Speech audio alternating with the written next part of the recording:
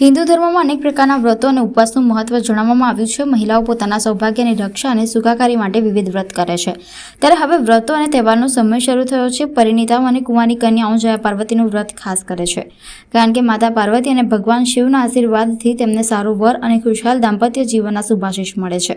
હાલ અષાઢ માસ ચાલુ છે, ત્યારે અષાઢ મહિનાની શુક્લ પક્ષની તેરસથી જયા પાર્વતીના વ્રતની શરૂઆત થાય છે। ત્યારે કુંવારિકાઓ ભોળાનાથની પૂજા અર્ચના કરવા માટે માજલપુર વિસ્તારમાં આવેલા કુબેરેશ્વર મહાદેવ મંદિર ખાતે કુંવારિકાઓ ભોળેનાથની પૂજા કરતા નજરે પડી હતી।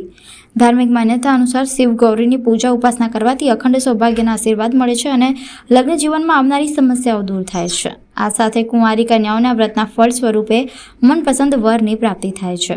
આજથી અષાઢ સુદ તેરસથી જયા પાર્વતી વ્રતનો આરંભ થયો છે। 5 દિવસ સુધી કુંવારિકાઓ ભગવાન શિવજીની જયા પાર્વતી સાથે પૂજા કરશે અને અલુણા વ્રત એટલે મીઠા વગરનું જમવાનું એક ટાઈમ ભોજન કરશે અને પોતાને મનગમતો પતિ પ્રાપ્ત થાય એના માટે 5 દિવસ ઉપવાસ રાખે છે અને 5મે દિવસે ભગવાન શિવજીનું આરાધન કરી રાત્રિએ જાગરણ કરે છે।